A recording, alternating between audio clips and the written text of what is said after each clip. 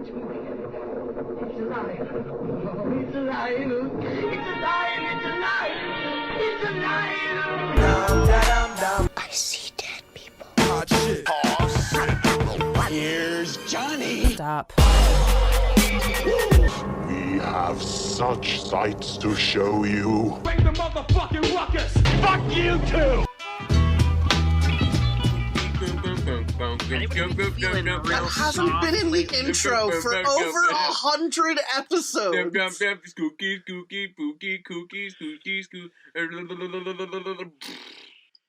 No, I can't say it. I've been barred from my alter ego from ever saying that word. What word? I'm not saying it. My alter ego has just spent too much of his life invested in something called a cringe comedy. Cringeocurrency? Is it? Could you consider it comedy? Cringeocurrency. I don't even know if you could consider it comedy. You are a rich man in cringeocurrency. Who are you talking to? I'm not rich. I'm fucking... God, I'm scraping at the bottom of the barrel. You're rich in cringe. You are rich in cringe, that's for sure. Thank you, Will. Better to be rich in something than swimming in cum. Yes. Unless you're me, then I'd rather be poor and swimming in cum in the sink cum. than sink in the cum. Better to be rich in cum than to be cum deficient. Have I ever told you guys about how I literally saw animal porn on Facebook once? Oh, that's fun. Oh, that shit was going around a couple of years back, That's right? fun. Like Get 5 into it. years? No, I don't mean animal porn. Merry I should Christmas, say that everyone. a woman was getting fucked by a horse Oh, very cool. Nice. on Facebook. Oh, very cool. Nice. I've not told you that before? No. I swear I have. I didn't show you? I mean, you just told us. I mean, I feel like I'm there now. I feel like I'm getting fucked by a horse. It was really bad. It was really bad. I watched sure. it 5 times. I'm sure she was loving it. I watched it 5 times. The 10 seconds that it was on Facebook Reels. Oh, was she on her back or was she standing? Oh, okay. The horse was on his 2 back legs as well. Nice. It was really bad, and I keep thinking about it right now. Was it like vaginal or anal? I'm sorry that I don't know. What if it was like one wrong slip and went right in her pee hole and just ripped her a new pee hole? Son of a bitch! Let me talk about this. Can you imagine? I mean, he said he wanted to talk about it, so let him talk about it. No. It's okay. Just a little bit of bestiality. Just a smidge. I was a victim. I saw it on Facebook. Yeah, okay. I don't want to remember Already throwing out the V word. That victim. How about a very merry pasta? What about vampires? Hey guys, you want to hear something about Frowns? Love that we're doing this transition. I literally said very merry pastas and you ignored me. Yeah, and you know what? If you're vegetarian, vampire pasta. What would the 5th day of pastas be? You know? A bolognese. Well, it's 5 gold rings now.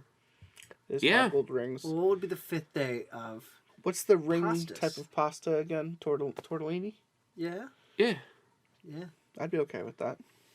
With a pesto alfredo and crispy bacon on top. Okay. Okay. Yeah, But just you won me over. 5 of those tortellinis. No, I would want need- 5 orders of the 5 orders of tortellinis. Yeah. So anyway, guys, I am a 31-year-old male. You know, they say the first step to admitting you have a problem is to, have a problem. So, What problem are you admitting? All that you said was your age. The first step to admitting you have a problem is having a problem. To admit, yeah. Well, my problem was in high school, I never watched any of the Twilight movies. This is how we're starting the episode? And just want you all to know... We were just talking about bestiality and you want to move into Twilight? Technically, we were just talking about pasta. But anyway, so rudely interrupted. For the love of God. I watched all 5 of the Twilight movies in 4 days. And I gotta tell you... Well... It's grown into multiple times. And now I've watched... New Moon 5 times. I've watched Eclipse 4 times. I am Team Jacob all the way. fuck. Which explains why you're a sorry sack of shit. And he's loser. amazing, and I love him, and I'm so sad I didn't watch this in high school because now I've had 2 gay awakenings, and I feel like I only needed one. One came like 16 years too late, honestly. You missed the box office on that one, buddy. I didn't need to know I was gay again, but now I do. So my favorite way to watch the movie is the guys behind Mystery Science Theater 3000 record what they call riff tracks, which we on our podcast have done something like that before, where you record a podcast and then you time it with your reactions while watching a movie, and then you tell people when to start watching a movie so that they could press play on their podcast, so it's like you're watching the movie with other people.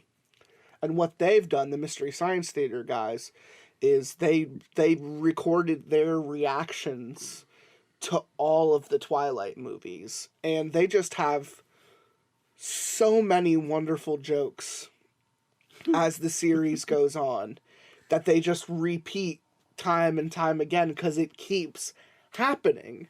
Like how sick to her stomach Kristen Stewart looks in every scene she's in. How every time Robert Pattinson looks at someone longingly without saying anything, someone in the back goes, "Line." It is fucking hilarious. And I cannot recommend it enough to anyone who has fond memories of watching Twilight as kids, or maybe wants to go back and rewatch it through a new lens.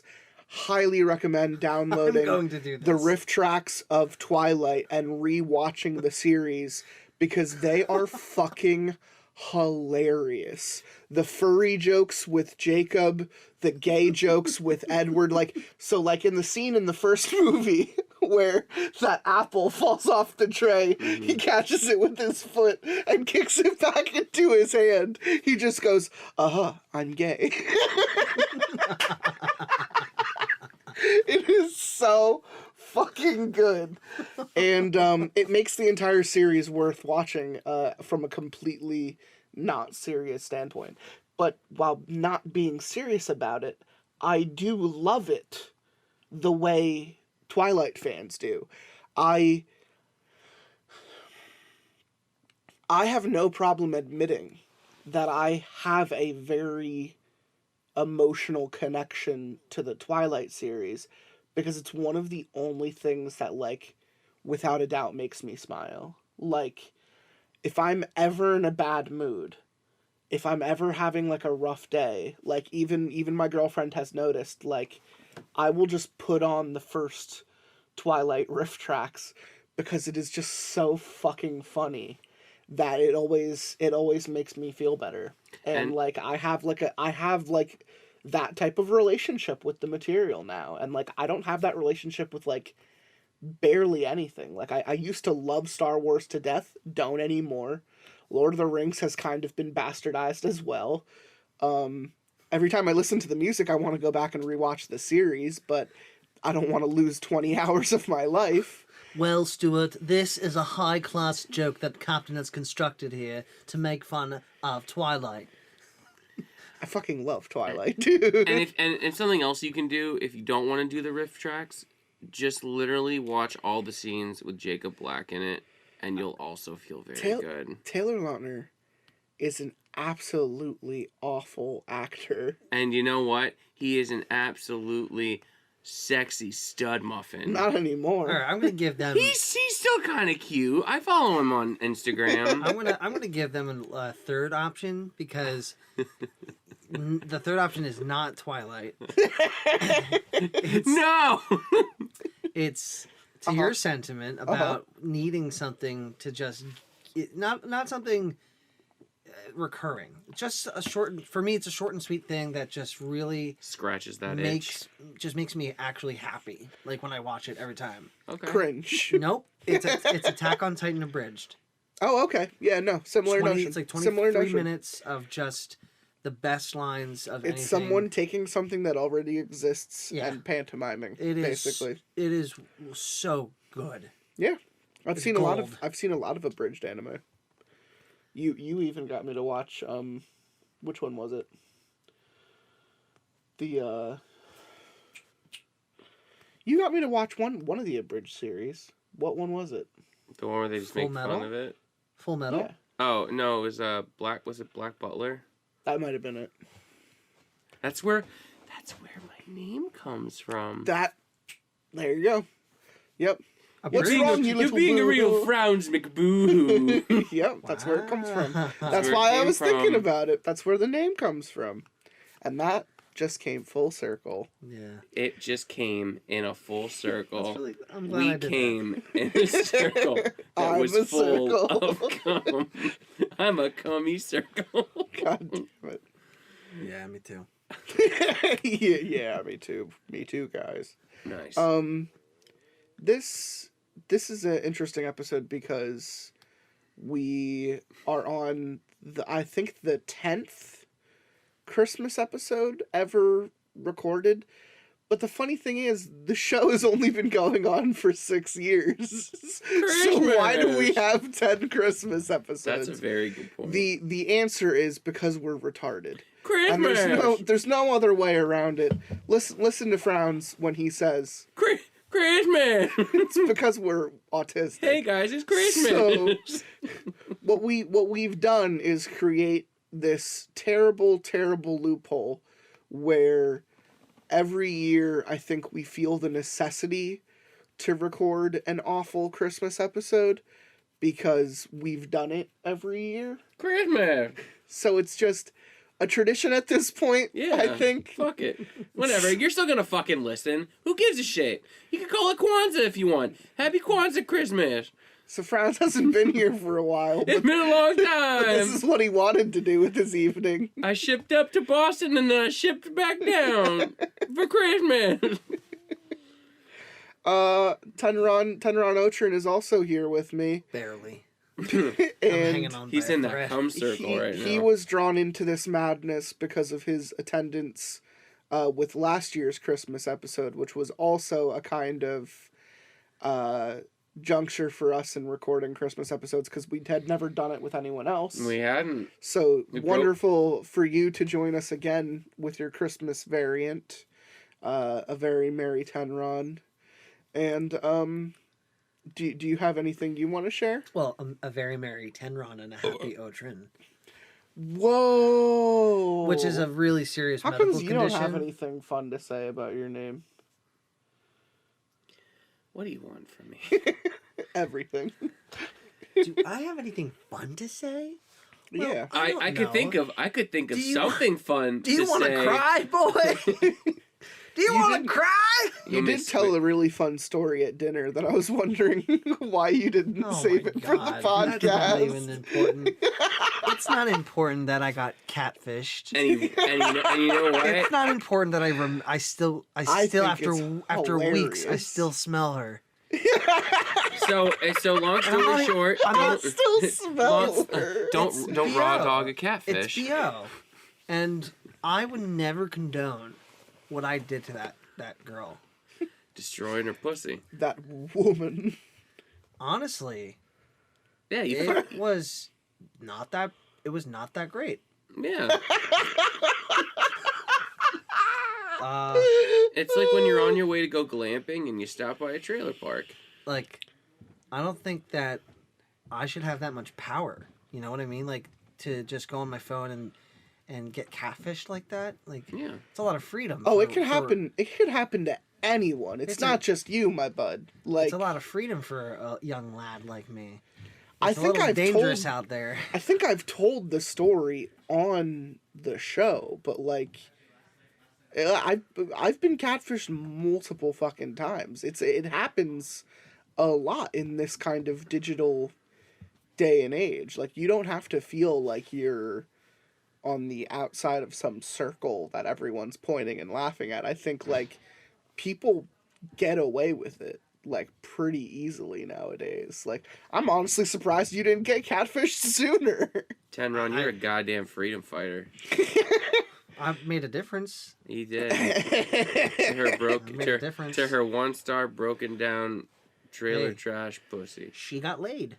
She did. And you know what? You put a smile on her face right before she pulled the vape out. Oh. It must have been fine because I heard the words at this octave range, harder, harder.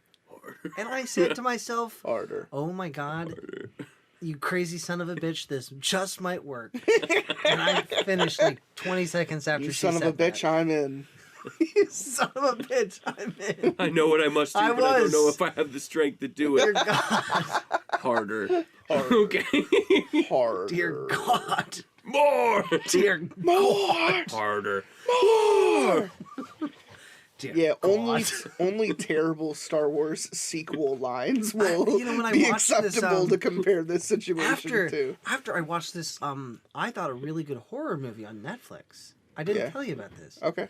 I have to remember the name, but they spoke Mandarin. It took place, I think, in China, and the gist of it is that this mother goes to a village that is like a cult, and it does some flashbacks to when she is visiting this culty village. I've seen it. Yeah, and the whole time- the daughter is cursed. And the whole time you think, like, when they're putting up the rituals on the screen, that it's to, like, protect you and ward the Yeah. evil from you. But in all actuality, They're spreading cursing you Yeah. to spread it. Yeah. It was pretty good. It was pretty interesting, yeah. Frowns did tell me to watch that. I have not watched it yet, but I do know which one you're talking about because every time Alley Cat and I are scrolling through Netflix, Quickly. we see it and we say that'd be worth a watch if only I was in the mood for watching something like that. I am gonna quickly look it up. So- Incantation. Yep. Yep. That's it. Very, very good movie. The girl, the actress who plays the daughter, she's very talented. You know, cute but haunting. Yeah. Very, very much so. I just watched The Witches of Eastwick. Yeah. Never saw it before. Oh, okay. Pretty good. Not bad. Susan Sarandon, Cher, and Michelle Pfeiffer. That's actually. Jack Nicholson. I don't think.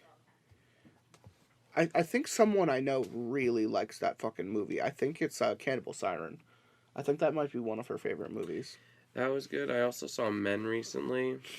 Pardon? I fucking hated Men. I know. I have opinions about it. Men but made me so mad because I love Alex Garland. He makes such good fucking movies, and for some goddamn reason, that movie just really. It really didn't do anything for me. It made me really mad. I also watched 3 Billboards Outside Ebbing, Missouri. Why would you do that to yourself? Because sometimes I just want a sad movie. Sometimes you just want to cry. Don't I know and it? it was good.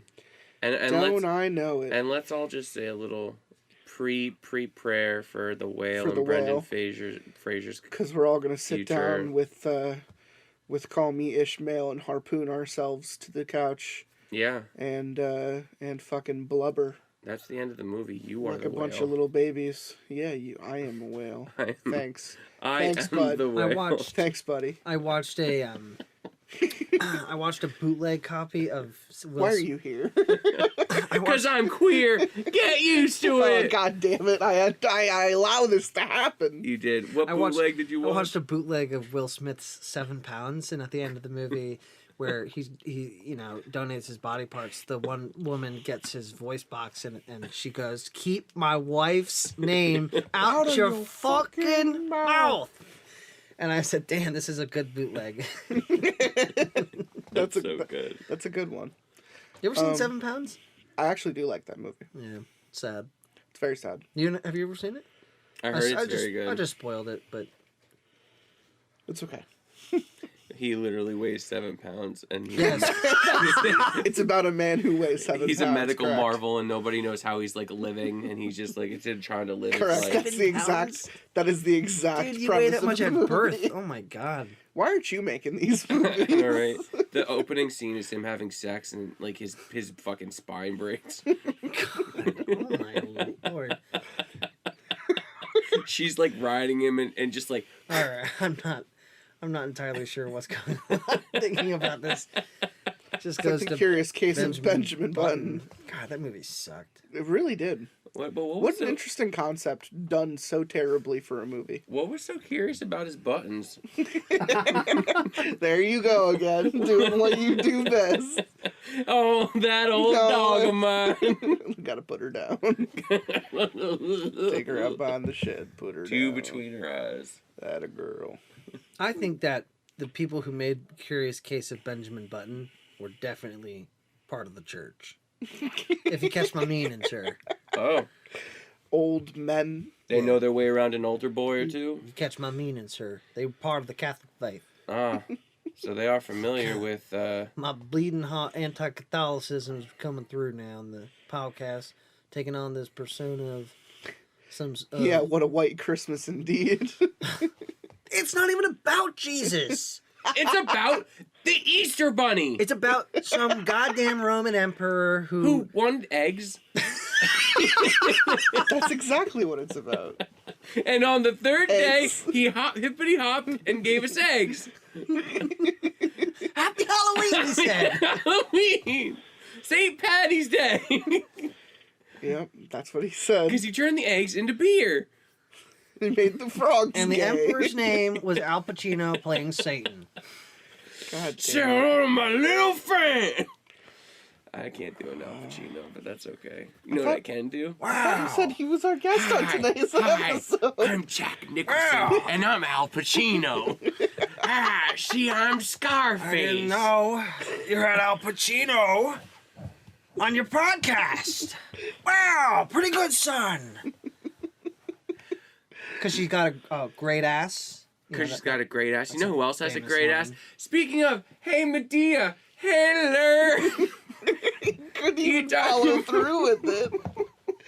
Oh, Who hello. is this beauty? You talking about my ass hair? Hello, lady.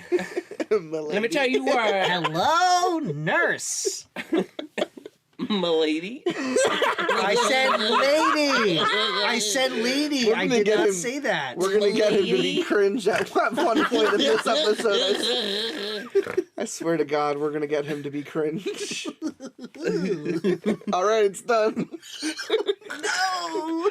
Ooh, my giny. Oh, Could I help you to your seat, milady? Oh no! I couldn't help myself. he really couldn't.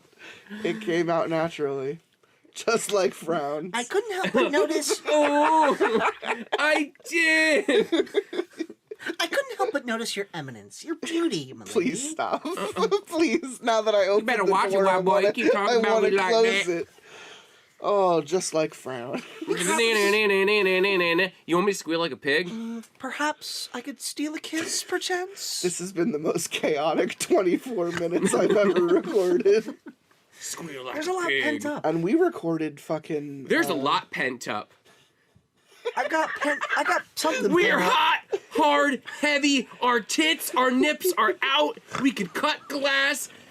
My ass is on fire. I'm You could starting tell. a glass cutting studio, mind you. You could tell Oh shit! how serious he looked at me and said, "We are pent up." We are pent up. You could tell that he's been holding all this in Boston. Every Starbucks he served was with a serving of pent up homosexual aggression. I've just got too many drinks to make. Everybody wants a frappuccino at fucking 5:50 in the morning. Stop ordering frappuccinos. I hate you. You make my life complicated. You spit in them? No, you don't. I'm kidding. It's a foam whip. First off, you piece of shit. I whip out my And dick and I people jerk. pay for it. I stick the tip of my dick in each one and I go pee. What do they call that? A snail trail? It's like It's called a mushroom stamp. no, it's like the dipstick in an engine. I gotta give it a look. The oil check. Check Oh, the I'm gonna check that another 30 miles. That's really warm. You're gonna burn yourself. Let's pour ourselves some hot cocoa and calm the fuck down real quick. 'Cause we gotta get back to what this episode. Whoa, is there even an episode? Dude, the best I can do is sody. Bruh. The best I can do is a sody. That's well timed, at least. I can't fight The that. best I can do is Gay. morbid obesity. Very nice. Thanks. My doctor's talking to me about that. I'm officially on medication. Well, we could try something where we just open the cans of soda and smell it. Shit, son, that water tastes good. Smells like there's. I thought for a second you were going to snort it and be like, oh. I could never. I could never. It would smell too good. It smells so good. I could. It would hurt. The power of that Coke scent. Guys, I got a real question for you here. If you could make your cum. All right. If you could make your. What do you mean, all right? I was going to let him go All with right, it. all right, guys, come on. If you could make your cum taste like whatever you want, but Oh you can't my change God. it back, what would it be? Why would I want... It would be Coke. Why would I? The kind you snort, the kind you drink. Cherry vanilla, sir. Milady. My lady. God I couldn't help but notice, my lady. You dropped your Mountain Dew. Well, I would like to propose to Approaching you. minute 30. Where we both approach the altar, where we both do our Mountain Dews. Oh, Did you know my cum tastes like Mountain Dew? oh no. I would make mine taste like cherry Coke. Well, sir. Do you want to play a woman? Oh, Beauregard. What about my I Mountain do Dew? declare. You are giving me the Mountain Dew vapors. Stop picking it Yeah, up. I probably did, Oh, honestly. God. That reminded me of the scent. The scent. Hashtag the scent. She'll never go. Everyone starts letting the scent trend. Everyone talk about your favorite scents. Honey cunt. That's what he called Wouldn't her. that be a good? Wouldn't that be a good name for like a chaw tobacco? Yeah, it's what he called her. Give me some of that dip, honey cunt. Call her my dip. You keep your dip in her. You can't say that Honey cunt on the dip. podcast or off. Wow. That's why I call it my honey pot. Oh my god. Is it Christmas? I'm not even high. I'm not even smoking. Is it Christmas? There's a lot It's supposed to be, yeah. There's a lot But to you know, take with you fuckers, it might as well be Well, Hanukkah. okay, in the Christmas spirit, what are you thankful for? Do you want the moon, Mary? What's that? You thankful for the moon? What's that? You want me to beat you Oh, and the kids No, too? Mary. No, I'll give you don't. the moon. Don't leave me, Mary. He's making violent love to me, mother. He's just an angel named Clarence, Mary. Clarence, He's just a friend. I want to live again. I want to live again. Too bad. Thank God. That is the how ending they I ended strive on. for. Right. Yeah. I like when he jumps off the bridge and then the movie just ends. Yeah. No redos, people. I No do-overs. actually really like the bootleg version where he jumps off the bridge and then the Star Wars opening crawls.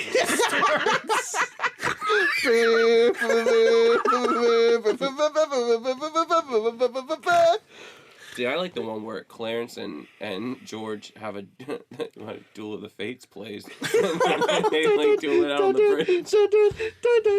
But Yeah. it's just passionate lovemaking. He's just a friend. He's just a friend, Mary. Oh. Oh, I'm thankful. I'm thankful for both of you guys. Mr. And Potter. Thank you. I'm thankful to have both of you here. Mr. Potter. Mr. Potter, no. I'm thankful to have His both dad of you dies in here, the beginning, right? and I'm thankful to have you guys. You guys always make me smile, even when I'm down. You guys make me smile. Can you not say the word down around me? Do you remember when the pharmacist... Can you not say? Do you remember when the pharmacist, like, beats the shit out of him and, like, causes him hearing loss? Ow! Ow! My sore ear! My sore ear, Mr. Gower! Ow! Get out of my pills! Get out of my pills! What are you thankful for, Frown? Pills. Pills. Pills here. I need my Vicodin. I'm honestly grateful for honestly, I'm really glad that You could be sincere for once. You want to know something funny? Yes. What? I'm really glad that my mom met Scott Michael Oh, yeah. and didn't get an abortion and kept me. Well, she wanted you, so that's fair. So, you know, it was nice because I've gotten a chance to experience a good amount of life for 31 years, and I've met some really good people, and I could say 2 of them are in this room right now. And, That's all you can Come do. on out, guys. Where are you? Where are they? Hello! Where's Medea? Hey, guys! Medea's a good friend. Well, not Medea. you, Jack Nicholson. Right. I'm Jack Nicholson playing Medea. Hello, everyone. Well, put her there, Jack. Now. Here's Medea. All right, but anyway, no, you guys are wonderful. I'm happy to be here, and life and everything is everything is just gonna get better from here. So I appreciate both of you and having you in my life. So This is I think the end to the 6th year of the podcast. yeah, Moving into the 7th, I believe. I could have that wrong. Yeah. I don't know. The numbers don't make sense because we've taken too many breaks and starts at different points. So it's hard to say how many years we've put into this. But I'm always thankful that you guys even want to come back and keep doing it. I'm glad that it's something that we can do together. You know, we may have finally moved into an area of this show now pays for itself. Thankful to our Patreons that we're going to thank at the end of the episode. But, like, you know, I never thought that would happen. no, So, you know, that's real good. You know what I'm thankful for? what do you think? What are you thankful for, Genuinely. Tenron? Genuinely, You guys know how to have fun and actually enjoy being alive. It's tough. It is tough. It's tough. But it's, I think, even more difficult to find other people who genuinely like to have fun. The same And enjoy way. things, enjoy life, be passionate about things, not on some surface level, but dive deep into different, discussions on whatever, literally anything. There are very few people that are like that in life. It's very hard to meet those people. It's something like at work I find myself talking to people like I talk to people on the show, and I have to like actually put myself in check sometimes to be like, oh no, you're being far too liberal, you're being far too open, you're Me talking too. you're Yeah. talking about something that people might judge you for. Or have You no know, interest in or have no even interest in and entertaining. then judge you anyway. But like we live in such a world and such a society, that I think the only thing that I actually want to hold on to is my own fucking integrity. Yes. Nowadays, like I don't Yes. I don't. There's so much shit we lose to whatever system you want to devote it to on a daily basis. That the one thing, the one thing I want to keep, because I can't keep my honesty. That's a given. That has to go out the window every fucking morning. But I want to keep my own personal integrity, and like it's a fucking uphill battle some days. Like today was a fucking fight. And it will continue to be one for as long as I live. And this year this year hurt a lot more than other ones for some reason. Yeah. I don't Same know here. why, but like I lost more people this year. I had personal connections I lost more this year, and everything just felt so much more personal this year. Like, I don't know, as we get older, like I just turned 30, right? Yeah, congratulations to me. I turned 30. The like same week I turned 30, my friend's dad dies. And my stepdad has like a fucking seizure. Like, I literally turned 30 and things just immediately changed for the worse in my life. And like, I don't know. When I say that I'm thankful for you guys, I really do mean it. Like, I count my fucking stars some days where I'm just like, if I were alone, if I were genuinely alone and didn't have people to like talk to, I don't know. I don't know where I'd be. I don't know who I would be.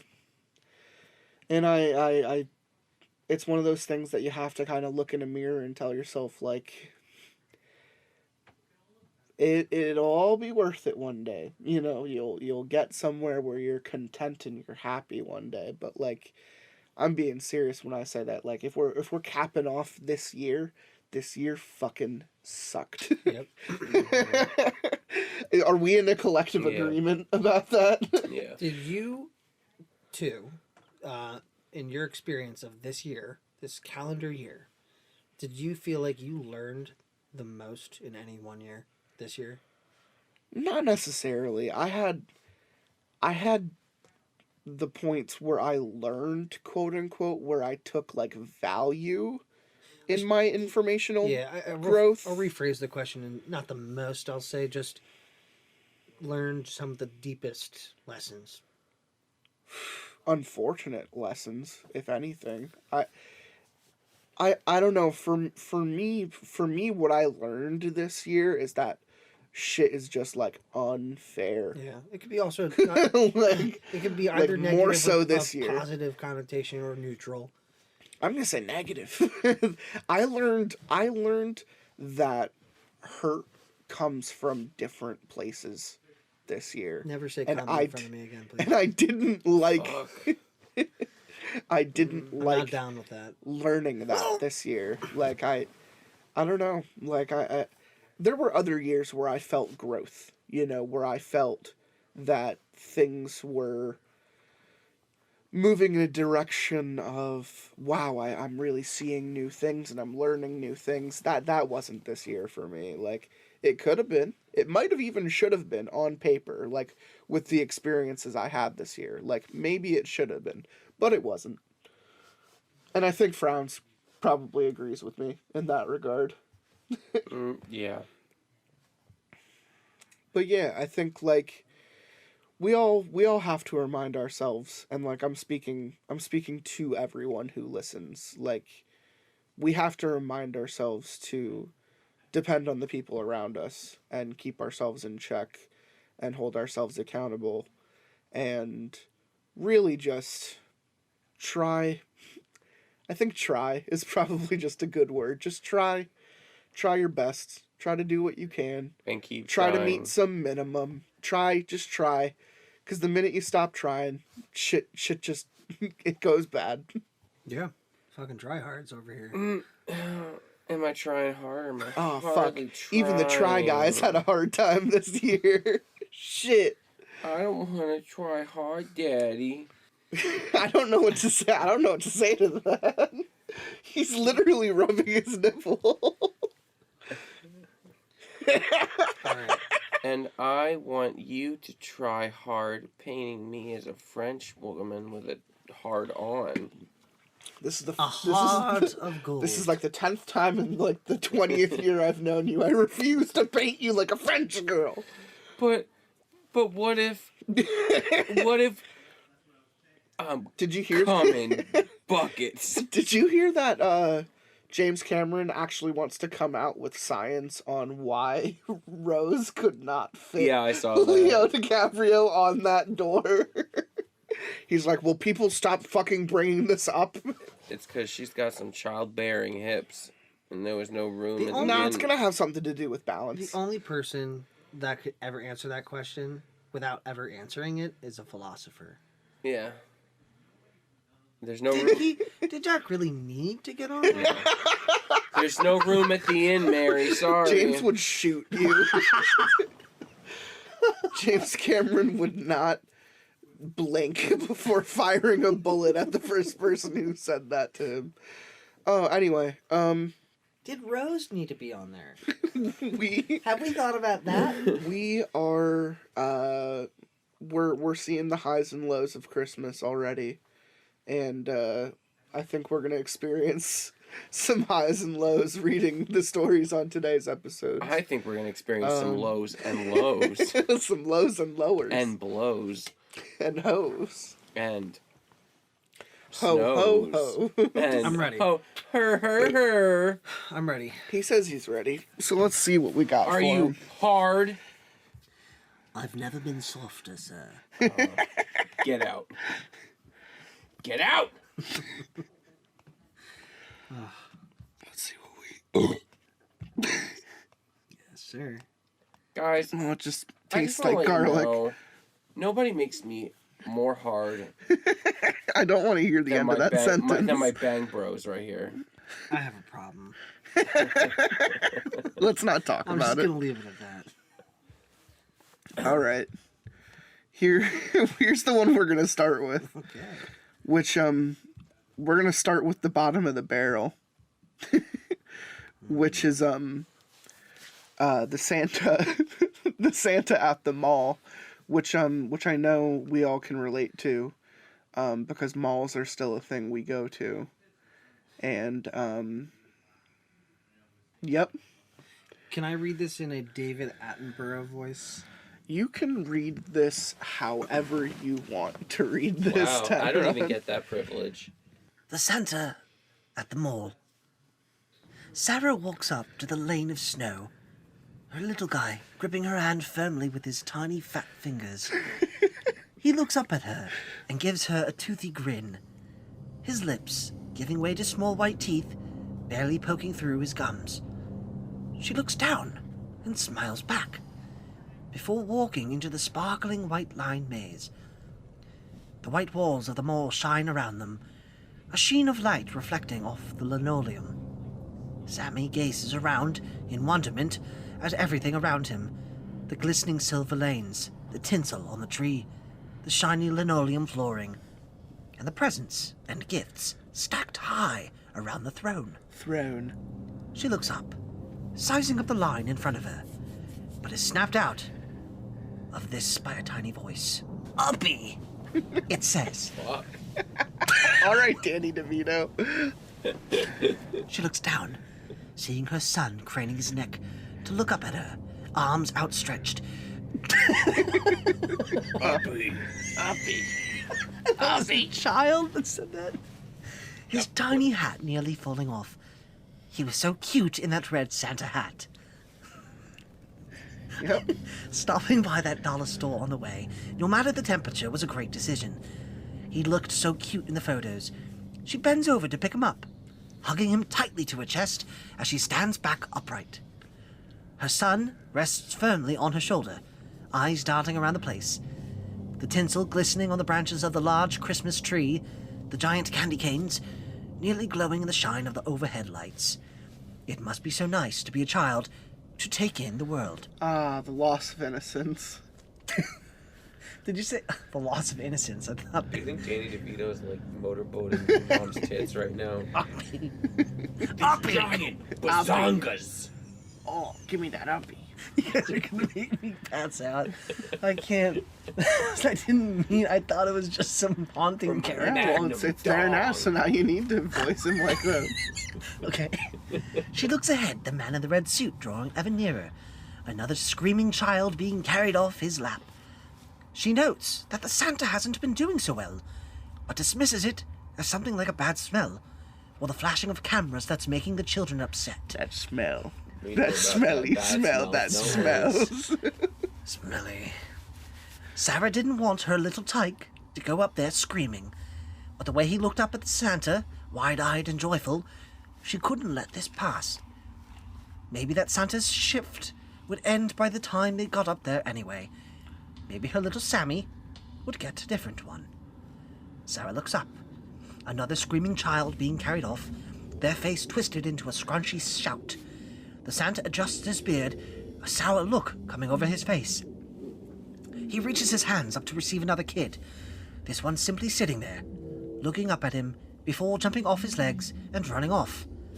The child, tears staining his face and shoulders of his jacket, runs towards his parents, hugging his father close in, not glancing back until another unhappy tyke was upon the lap of the crimson-clad man.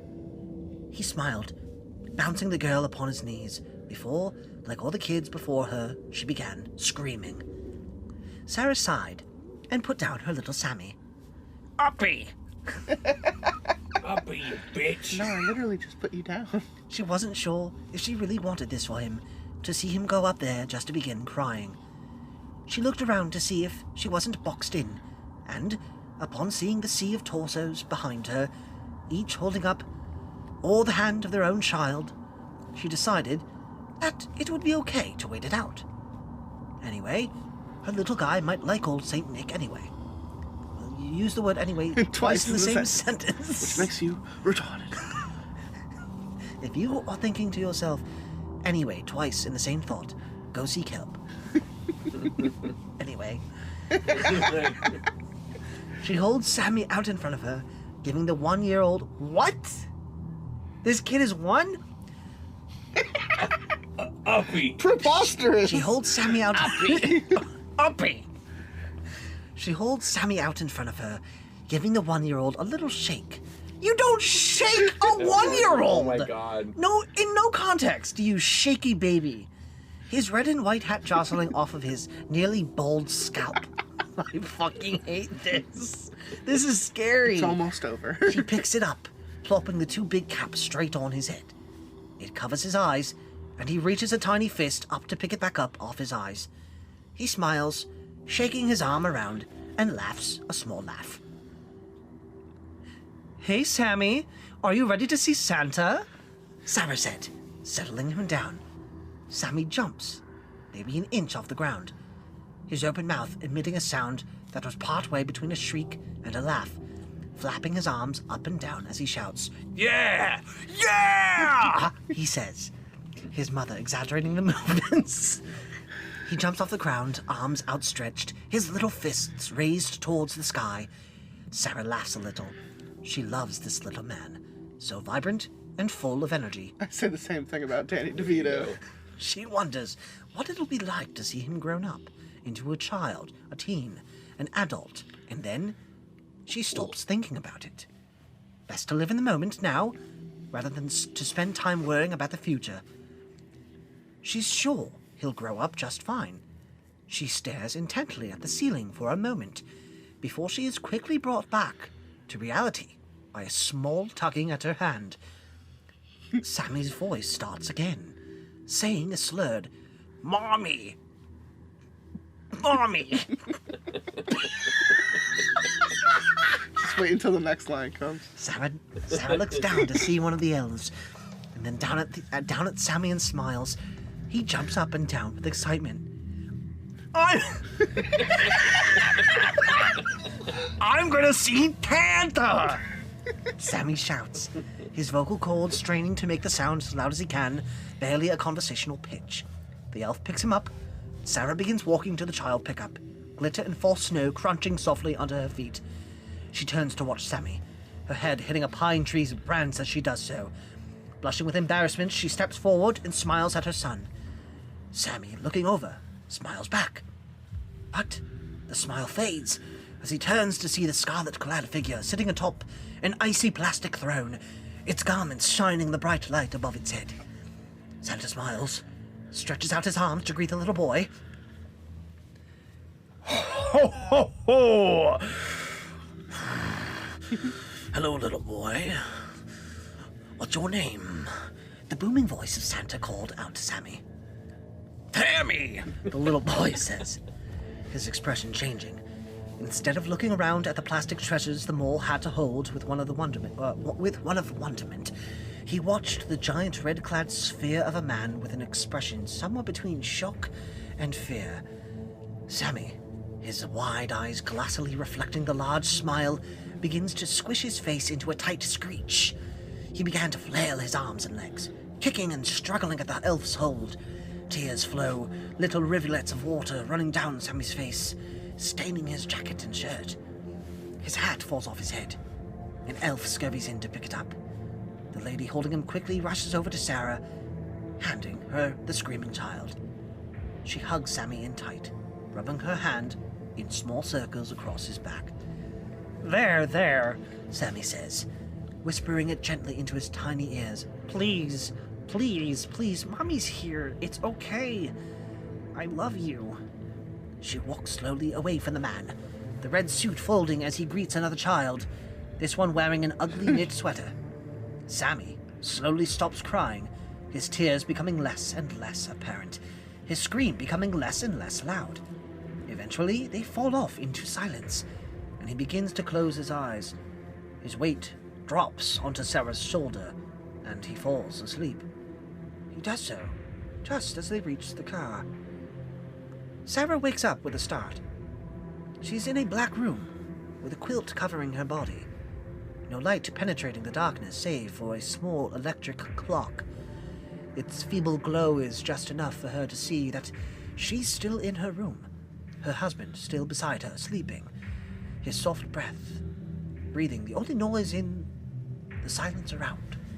There is a sharp tick as the clock's display changed to a glowing red 1:52. Silence rings in her ears, louder than any noise she's heard before, with nothing to penetrate it. Strange. She could have sworn that she had heard Sammy screaming for Mommy just a moment ago. Maybe that's what startled her out of her sleep. She gets up, throwing her covers onto her husband with a thump, and walks slowly to her son's room. Her footsteps echo loudly in the hallway, the noise filling her ears like raindrops do on a barrel. It's a short walk from her room to the nursery, but to her, it feels like hours on end. She reaches the door, turns the knob to open it. A light, creaking noise announces the opening of the door. Inside, she looks down at her son, who appeared to be sleeping just as soundly as before, if not more so. In the light of the moon, through his window, he looks unnaturally pale. Sarah walks over to him. No noise coming from her steps. She reaches her hand into the nursery, takes the covers off of him to find multiple streaks of crimson blood peppered across his body. "Sammy!" she wails, picking his limp body up.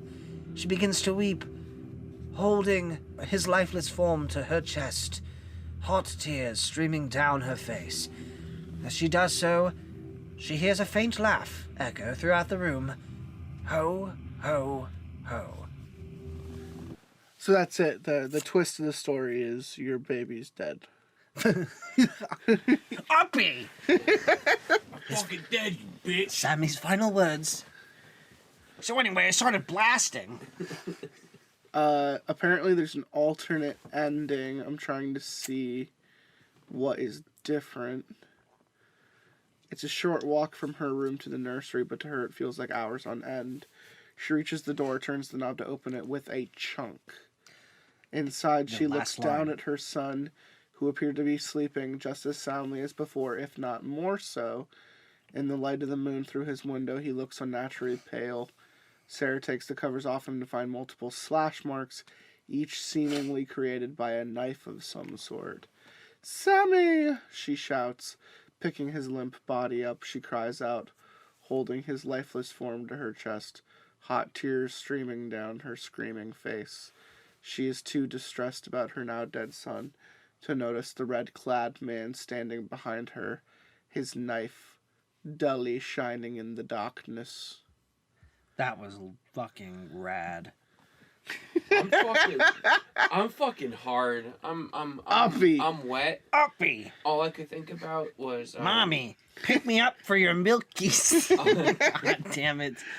That was so cringe. God damn Danny it. DeVito, and I could also think about No. Come here, Balto. Fuck. Yes. Yes. I thought the same The thing. first thing when it was like, ho ho ho, little boy. Come here. Come here. Santa's got a surprise for you. Fucking uppy, man. Fuck. You ever want your mommy to do uppies? For the love of God. I wish my mom gave me uppies, but she gave me downies. Probably from being shaken too much. That 1-year-old, yeah. Yeah, shake that 1-year-old. Do you want to go next? No, that one's for you. I know, but they're not in any particular shake your order. 1-year-old. No, let's just go Shake down him all let's the go down time. Let's go down the Jack Nicholson. That almost fits too well. I know, right? All right, so apparently when I got this story, I thought of... Apparently when I got this story, I thought that I should read this because I hate Christmas, notoriously. And this next one is called Christmas Nightmare. Nightmare. And if I didn't say it earlier, all the stories tonight are brought to you from Creepypasta, which is why they suck dick. It's not much, but it's an honest living. Uppy. That's right. Oppie. Oppie. Downey. Hi, my name's Jack Nicholson. And, well, at first I didn't believe in myths, fairy tales, or even the paranormal. But what happened to me changed my way of thinking about the world. It made me believe there are things out there that we just don't know about. Yet. Mind freak. So where should I begin? You sound readable. I guess it all started I guess it all started December 22nd. It was isn't that like tomorrow? Oh no, it's 2 days from now. It was the middle of winter, and I lived in Maryland at the time. My wife and I had a divorce because I had cheated on her a few years ago. So it's just me by myself. Uppy. I'm a regular guy. He sounds like a dream. Relatable. A few weeks after the divorce, she had a child. His name was Tyler, and even though I never got to see him, not even on my birthday, my wife made an exception to let him come out to see me this once, only because Tyler kept asking her to let him see me that Christmas. Because somehow he knows about me. Along with the fact that his birthday was the 25th, she couldn't say no. Score 1 for Tyler. On December 23rd at 3 a.m., I met him for the first time at the airport. I came to tears to see my son for the first time in person. Just was one of those moments to where I couldn't help myself. He had yellowish-brown, curvy short hair. His eyes were dark brown, and he was breaking out with a few pimples on his face. Wait, isn't he a baby? Cheated on his pregnant wife? Yep. Why does the baby have acne? He's a piece of shit. He's complaining about not seeing the baby? Yeah. Not even on his birthday. Okay. Thanks, Karen. Maybe he's older than I think he is. Oh, okay. He must have already hit the puberty stage, obviously. Like a 14-year-old dad. Well, yeah, because he came, right? He wore a dark blue no-sleeve jacket over a black t-shirt, and he also wore ripped jeans with Timberlake boots. Isn't it Timberland? With the fur? Timberland, yeah. They said Justin Timberlake boots. Nice.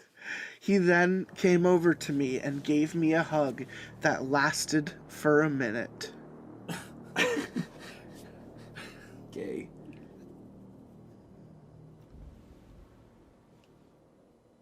I was gonna wait a minute. We then went to get his luggage and then went back to my home.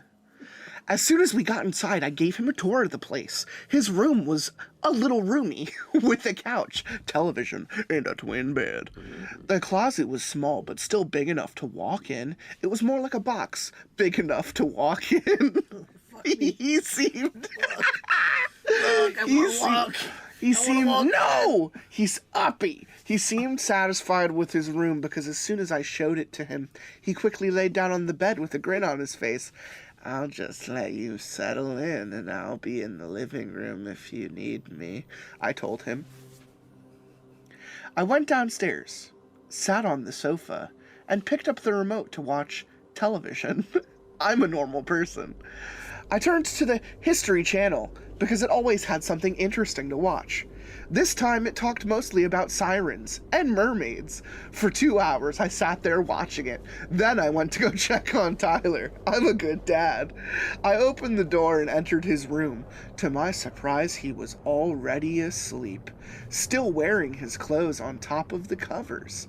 I then heard music playing outside. I look out the window next to the TV in Tyler's room. It was just my loud neighbors again. This had been going on ever since they moved to the area a year ago. Fucking shoot him. Every time near the holidays, they would always have their music playing at night, and then show off some new decorations on their house the next morning. They were only 2 teenagers, 1 boy, 1 girl. They seemed 17 years of age, and why yes, they looked like teens. They didn't act like teens. I would only see them once or twice out of the day, and that's it. The next morning, my son and I were out at the store getting new decorations for my house. We picked out some yellow lights to go around the house, then picked out a Christmas tree to go in the living room. I plan on going all out for Tyler's birthday, which is also Christmas. Hey, Dad, do you mind if I go pick out one last thing before we go? He asked. Downsy. I told him yes. Within a matter of 10 minutes, he came back holding an envelope. We went to check out to buy all the decorations and other stuff that did cost me fortune, but I would do anything for my son. Is this guy Asian? Maybe. No, because he's driving. We went to check out to buy all decoration and other stuff that did cost me fortune. Read the next line. But I would do anything for my son. Right. I drove us back home, and on the way, my porch with the... No. If I can't do it, you can't do it. You didn't bring it up yet, so I was going to take advantage of it. Okay. I drove us back home, and on my way up to the porch with the bags... That's not how you use a semicolon. I saw the 2 strange teens putting up their decorations again. Hey. At least they're legal, right? Somebody wrote this. No, they're 17. Hey. No, they're 17. Was this AI generated? Everything was just plain white, with red spots or stripes on them. The decorations also looked like they were all carved by hand. It must have taken hours to make all the decorations, maybe even days, because they came outside with snowflakes, reindeer, and 1 white and red Santa's sleigh. They really upped their game this year. Nice decorations, I yelled to them. The 2 teens stopped what they were doing and looked up at me for a few minutes, then looked at my son, then looked at me, then looked at my son, then looked at me, Then looked at my pee-pee. then looked at my son, who was getting the rest of the stuff out of the car. They had a blank stare on their faces, not even a smile, and then went back to decorating. My son and I went inside to put up the Christmas tree in the living room. Here, you start putting the decorations on the tree, and I'll go make us some eggnog, I told him, giving him the decorations. What's eggnog? Sounds gross, he said. I just laughed and said, it's not gross at all. I think you'll actually like it. 6 hours went by, full of laughing and decorating. Then there was a knock at the door.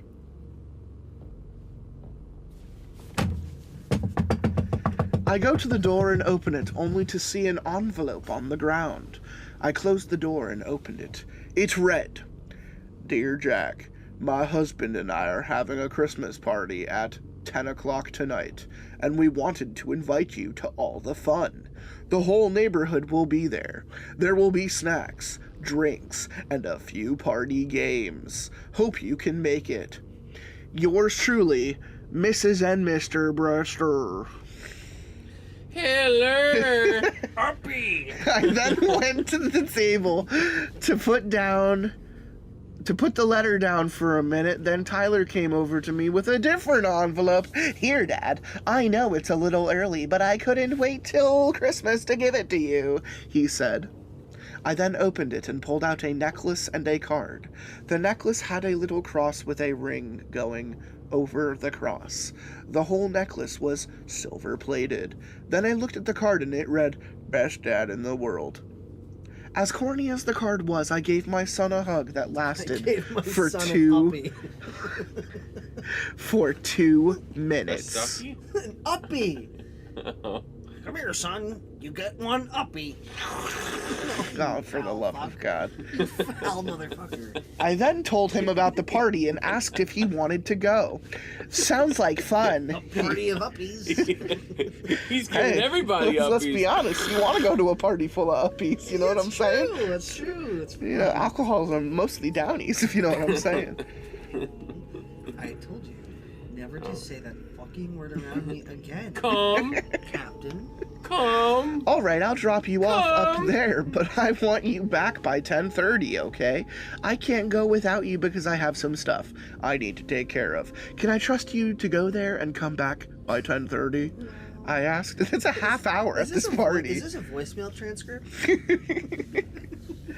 Yes, you can, he said confidently. Yes, m'lady. M'lady. I have been trying to read him like a fucking... He calls his dad m'lady. He does. Anything you need, m'lady? 5 hours passed and Tyler was at the door ready to go to the party. I got my keys and we made our way to the car, and that's when out of the corner of my eye, I noticed a small dog running across the street from something 2 houses down. Then a giant monstrosity pounced on the dog out of nowhere. The poor dog let out a shriek, and the monster, that thing, opened its mouth to a full 180-degree angle, showing multiple of rows of horrifying dagger-like teeth. Then it took a giant chomp out of half the dog's body, blood being gushed out on the face of the monster. Gushy. The dog let out 3 loud shrieks of pain and then was silenced due to the loss of blood, and I looked as the monstrosity chewed the dog's lower body in its mouth, and it was like nothing I'd ever seen. Its mouth was extremely wide, and when it chewed, the whole mouth swooshed down, reaching a full 3 feet, and then going back up again. Then I looked at its entire body. It was snake-like, and it must have been at least 12 feet. Then I looked at its long, skinny arms. For the body of a serpent-like monster, I would expect the arms to be bigger. Don't you mean to be non-existent? 64 feet. Then the hands were as long as half a skateboard, because I'm a dad who measures things in skateboard legs. 120 Alex feet. Jones is rolling in his grave. Its eyes were completely... He's still alive. Its eyes were completely black, with a white spot in the center of them both. The kid is Alex Jones. Then it stopped eating, and let out a loud, monstrous yell, and stood up almost taller than me. And, while it was standing, the rest of the body slithered on the ground, making the whole monster move out of sight. I was so disgusted by what I had just witnessed, I quickly grabbed my son's wrist and pulled him inside and told him, "Son, I need you to shut and lock every door and window in this house right now." He went upstairs to do so while I do the same downstairs. I quickly grabbed my son's wrist and broke it. A few minutes pass, and my son comes downstairs. "Dad, what happened?" I couldn't tell him what I saw, so I thought fast and said, "Well, I figured since it was the first time I've ever seen my own flesh and blood, and is most likely going to be the last that we could spend some time together, you know, play a board game, or just try to get to know each other." Thought I saw your whore mom. She wouldn't let me see you on my birthday. He gave me a blank stare for a minute and said, "Okay, I think I saw a Monopoly board game upstairs somewhere." I mean, my whore, m'lady. I'll go get it. I give Tyler a small grin as he went back up the stairs, and when he was gone, I looked out through the blinds on the window to make sure that horrific thing was gone, but all I saw were lights from the party Mr. and Mrs. Brightster were having. My son comes back downstairs, phone in his hand, and an excited expression on his face. "Dad, take a look at this. It was so cool. I caught it on my phone," Tyler said. He gave me his cell phone to look at the video, and then rambled on and on about his findings. He said that 2 giant, Serpent-like monsters were going back and forth from our neighbor's house over to the Brightster's house, where the party was being held. He also said that each time they would slither over the fence of the Brightster's house empty-handed, then come back out with two motionless people being held in their arms, going back to our neighbor's backyard where the two strange teens were living in. He also said that this happened 3 times while he was upstairs for the whole 2 minutes. The 4th time, the two serpents stopped at the fence of the Brightster's house and looked directly at him, as if they were looking into his very soul. They then turned their heads to a full 180 degrees without their bodies moving the same way. Then both of them gave my son a giant smile that was just about bigger than their face, and their eyes glowed bright red. After their little display of horror, they jumped the fence to go back to what they were doing before. I looked at the video my son, Tyler, had caught on his phone, and what I saw made me shiver just by looking at it. Everything the phone showed me was everything my son just told me. Also knowing that there are 2 of these things in my neighborhood, and just seeing the way they looked at my son, I just didn't know what to think. To think those things could come after my son. You just said you didn't know what to think! What if the things were pedophiles? It just...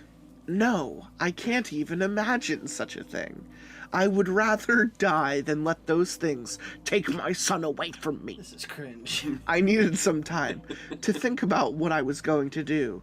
I told Tyler to watch some TV or something, and to keep the phone with me for a while. What if he just sees, like, mimics of his ex-wife running around? Son, I never thought I'd say this, but I miss your whore mother. He didn't seem to mind at all. Hours had gone by with me watching the video over and over again. In my mind, I was asking to myself, why were those things there? Where did they come from? And what are their plans? These questions were spinning around my head like a tornado. I didn't know what to do. I couldn't call the cops. They would just laugh right in my face if I told them that there were 2 serpent monsters in the area. I definitely couldn't tell my ex because that's just one headache I don't feel like having right now. I guess all I could do was keep this on the down low until the whole thing blows over. December 24th, Christmas was just 1 day away, and the gifts for my son were already under the Christmas tree. Tyler was still asleep in bed, so I decided to go ahead and make a good breakfast for him to wake him up to. I pulled out a good cookbook that was passed on to me by my mom. I came from a family of good cooks. All of our family recipes were kept in this very book. I flipped through a couple of pages until I found lumber chunk in breakfast.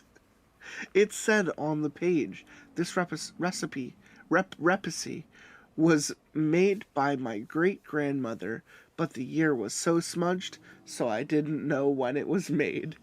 It looked like a good idea, so I grabbed some eggs out of the fridge, pulled out the pancake mix, and pulled out some OJ from the fridge as well. Then I pulled out 2 pans and started cooking. Pulled out I my guess cock. This is the scary part. I guess the sound of sizzling eggs woke up Tyler because I saw him come downstairs wearing nothing but some jeans and a no-sleeve t-shirt while rubbing his eyes. Nothing but I know, right? everything you need. He didn't say anything for a few minutes. Then he asked, what's for This is breakfast? the worst thing I've ever read. This is the worst thing. Pancakes, sausage, eggs with bacon and OJ, I told him. He then sat down on the couch and picked up the remote to watch TV. After a few minutes of cooking, I have breakfast all set on the table. The food is done. Come and get it, I said. Within 1 second, Tyler was at the table, gobbling down all of the food on his plate. I don't even think I saw him chew his food first. Suddenly, there was a knock at the door. I went over from the table to open the door. It was Mrs. Brewster. Bright strength. Bright stir. And she had tears running down her cheeks while giving me a look of sorrow, and in her hand she held a CD. "I'm so sorry for your loss, Jack," she said. "My loss? What are you talking about?" I said. She just looked down and handed me the CD. I thought she was joking, so I started to chuckle. "Oh, I get it. A joke. Haha. Nice try, Mrs. Brewster," I said playfully. Then she lifted her face back up at me, still with the same expression on her face, and said, "I found this in my mailbox this morning, and when I went to play it, it showed me your son being brutally tortured by these two horrible creatures. I'm so sorry." I quickly smiled, then laughed out loud again, and turned around to show her that my son was at the table eating breakfast. But when I did, no one was there. All I saw was the food I made still on the table, still intact, and still hot. As if it had never been touched. The TV was off, and the remote was still on the couch, just the way I left it last night. It was as if the last 2 hours I spent with my son this morning never even happened. The smile quickly turned into a frown, a frowny McBooHoo, and then I turned back at Mrs. Brewster and snatched the CD from her hand. Then I went back into the house to look for my son. I yelled his name from downstairs, no answer. Next I said that if he didn't come downstairs, I would whoop him with my leather belt. Nothing. Not even a thump of his foot stepping on the floor, so I quickly ran upstairs to his room. He was still sleeping in bed with a pillow covering his head, but just seeing him sleeping in bed wasn't good enough for me. I wanted to make sure he was breathing. I needed to know he was still on this earth. I had to know. I then took the pillow from over his head and threw it to the floor. Then, what I saw was my son. But his eyes were popped out of their sockets, and there was a big cut in his throat. Dry blood was all over his face. I then noticed a small folded piece of paper in his neck where he was cut. I grabbed the bloody folded paper, then it opened, and it read, "Look under the bed." And when I did what the note instructed, I found a small gift box wrapped with blue and green wrapping paper with a little bow on top of the box. I took the box from under the bed and ripped all the wrapping paper off, and then opened the box. There was a little note that said, "Merry Christmas," and next to it, one eyeball. Wow, these might be the worst stories we've ever read on a Christmas episode. That was bad. I did feel You're acting like yours was much better. Well. Oppie. Oh my god, let me tell you, that was a Christmas nightmare, you know what I'm saying? Was that? No, It's 10, that was 10 amazing. pages. You know what I'm talking about, it was a Christmas nightmare. Oh man. Something happened. On the way. Yeah, something happened alright. Oh, in my pants. I wish you a Merry Christmas. That's actually not the one I'm having you read. Oh, well, fuck me then. You are going to read... I do not understand what I did wrong. I'm Casey Miller, and these are the morning announcements. I'm nauseous after that one. Yeah, right? That's fair. Alright. Now it's Frowns McBooHoo's turn to read an awful Christmas story. It's my turn, and we're going hard and heavy into no gifts this Hard and year. fard. Hard and fard. Uppy-duppy. Suck my tubby. No gifts this year. When I woke up this morning, I found the house to be empty. It was strange. I seriously doubt that my family would leave for my aunt's house without me on Christmas morning. Something wasn't right. All the miscellaneously placed pictures of me were still on the walls and... Oh, wait. Hold on. All the miscellaneous... Puppy. all the miscellaneously placed pictures of me that were on the walls and hearth were gone. All the other photos were still in place.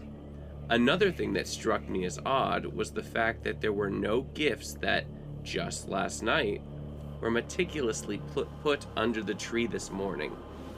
What the hell? I thought to myself. Everything is gone! Even the shit I left for my parents!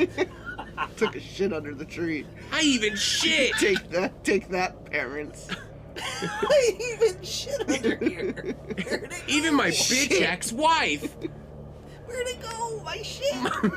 Milady. Milady? I left a nice piss stain for you, milady. A piss stain or a piss bag? No, that's what he calls her. Oh, nice. Just then I heard a low, guttural growl that made me practically jump out of my skin. I quickly turned my head to see my dog baring her teeth. In a semi-defensive position, she stared at me with a terrified look in her eyes as she growled. I took a step toward her and she ran into the other room as fast as she could. She did. Read it. Foreshadowing! She did leave a nice piss stain in the carpet, though. Milady? Shit! Shit! Shit! I muttered under my breath. Something definitely isn't right! You gotta say something definitely isn't right with your head back and forth. Something definitely isn't right! Shit! Why do you have to do that? Because it's written in the line. You can see it. It's invisible ink, but you can see it. I see You it, read yeah. between the lines, I get it. Something definitely Isn't right! I walked through the house and everything was a mess. Tables and chairs were turned over and lamps were smashed. It looked as if a tornado went through the place. I felt like shit. Something definitely isn't right. I can't breathe.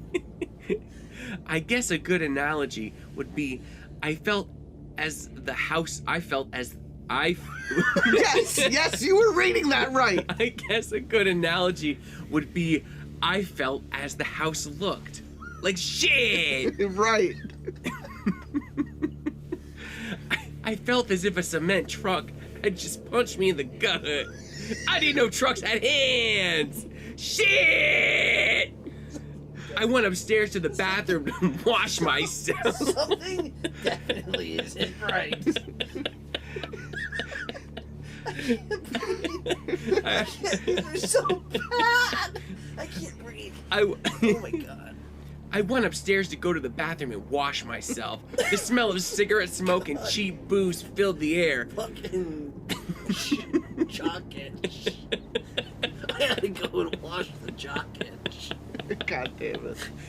I wondered what was going on. Why were there piss stains all over the floor? My fucking dog. Shit. Tenron's dying. In the bathroom, I looked in the mirror, and I must say, I looked like a picture of the living dead. I was as white as friggin' sour cream. I love it. My pupils were dilated to a size I never knew was natural. It was almost as if my eyes themselves were black. Purple and black. Quite disconcerted. Shit! I walked through the house at a slow pace, taking my time. I noticed that my father's black suit and tie were missing. What? Why that? That Why shouldn't- is that what you noticed? That shouldn't be anything disturbing to me, but for some reason, I couldn't shake the bad feeling that was coming from deep within my gut. This guy's obviously dead. Right? As I walked downstairs- we all read between Oh, yeah. the lines. He's obviously dead. As I walked down the stairs, I looked out the window to notice that my dad's black Cadillac Converge Yep, that's what it says. was missing from the driveway. So was my mom's Chrysler 300C. I was pissed. I was pissed they just left me alone like this. Whatever. It was only 3 miles to my aunt's house. Why are you going to your aunt's? Stop it, I can't breathe. No, I need him to keep going. We must continue. I put on my jacket. I I just like that you're so angry. I'm pissed. Shit! I put on my jacket and I walked out the door quietly. I'm in pain. Stop, please. God. I can't stand up because you're making me fucking... You're so fucking funny. I'm dying right now. I'm dying. All right. Help me. All right. I'll give you a minute. Okay. Okay, you good? All right. I was like losing oxygen. You're making me laugh that hard. Okay. Oh my god. I'm glad. Shit! I put on my tiny little jacket and I walked out the door quietly, being careful not to scare my dog more than she already was. She's a piss Fucking piss-stating bitch. Oh my god, please. That's what the dog's saying. It's true. Yes, this guy- Help me, AWA. My ribs. My ribs. Dude, ow. Oh shit. Fuck. It was a cold day, Oh no. which was to be expected on a late December day in Capitol Hill, Boston, Massachusetts. I didn't know you wrote this from the grave. JK, I'm a masshole. Well, that explains the character. There was a mass of people congregated around the junction and 3 blocks away from my house. I couldn't make out any details, but I could see the outline of a black car. Why was that funny? Shit! Come on. Something definitely isn't right. It had hit the side of a 2-family house. The front half of the car was inside the damn living room. I had a natural aversion to things like that. To car accidents. I had a natural aversion to people. things like that. So despite being worried about the driver and potential passengers, I kept moving. Nothing else seemed out of the ordinary on my walk. Just your typical Bostonian good morning.